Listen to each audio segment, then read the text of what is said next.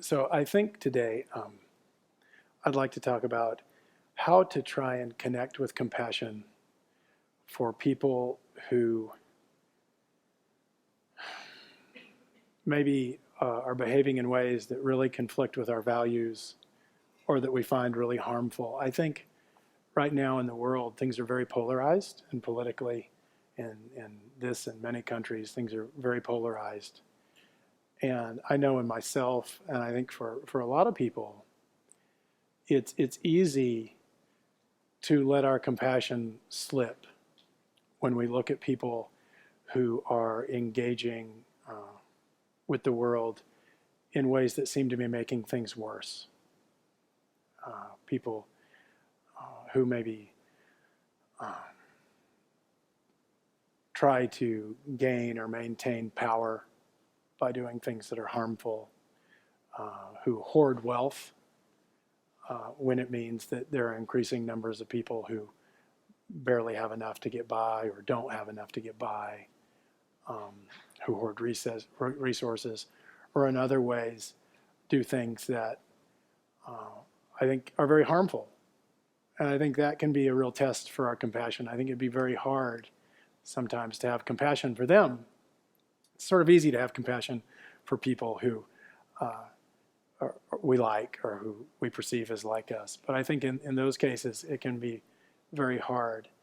And so I'd like to talk about a way that has been helpful to me in connecting with a little compassion for people like this, even as I try to motivate myself in some ways to engage in action that actually opposes really the sorts of things that they do. I think we can have compassion for people even who are doing harm, even as we try to move the world or the culture or things in other directions. You may have heard the phrase, if you can't beat them, join them. If we've heard this. But actually, I think that doesn't really capture the human experience very well. I think it ignores the idea that we're really wired to connect with one another. We're really designed to connect, and that's when we do well. That's when we feel safe. That's when kind of the better parts of our nature open up. And there are many sort of scientific studies that support this, that when people feel connected and safe and accepted and valued and cared about, that we become more creative and reflective and altruistic and pro-social. And so we're really wired to do that. But what happens is that when we can't connect, when we can't feel safe through connection with other people, first off, it can be hard to feel safe at all. That's really one of the most powerful ways we can do that. But when we're in contact with others and we feel threatened by them, or it's very hard for us to feel safe, what we will tend to do is to shift back to other strategies, right?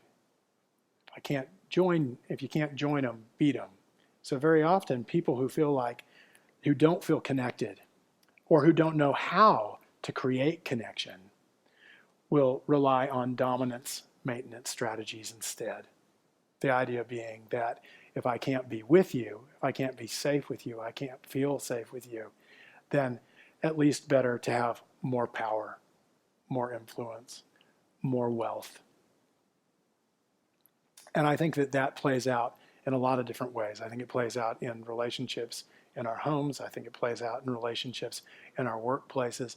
And I think in recent years we've seen perhaps more powerfully than ever before since I've been alive, it playing out in political and international arenas where you've got folks who perhaps because of the way they were raised, perhaps because of early life experiences, perhaps because of any number of reasons, really struggle to feel safe and connected with others. And if we struggle to feel safe and connected with others, we can struggle to develop empathy, to understand others, to be interested in others. And so if you've got someone who, for any number of reasons developmentally, didn't learn how to do that and isn't able to feel that way through connection, you can have people whose entire lifestyles are built around feeling more powerful, being more dominant, being the one who's in control, being the one who makes the most money, the one who has the most influence. That's a way to feel a little less threatened. It's not a way to feel safe, though.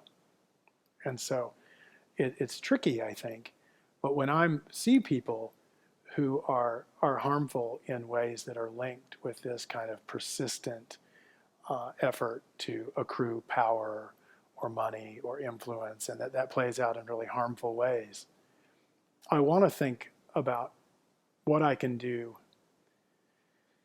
to take the culture in different ways, to maybe counteract that influence or whatever I could do to be helpful.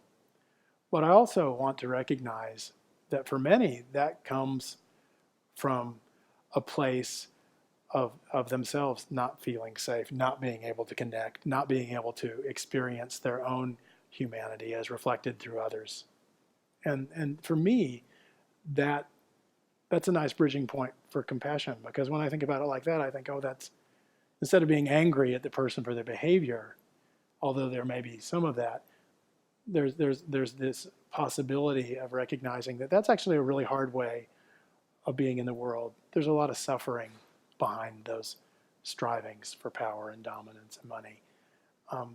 And maybe if I can have compassion for that person, that will help me to influence the world in a way that makes it easier for everyone to feel safe. And at the least, if I'm not coming at them in a way that fuels threat and dissension, maybe I'll at least not encourage the struggle as much. So I think it's worth it to find ways to try and experience compassion, even with those who push our buttons and who seem to be contributing to the very pain that we feel most acutely. And I think it's a good way to kind of stretch those kind of compassionate muscles.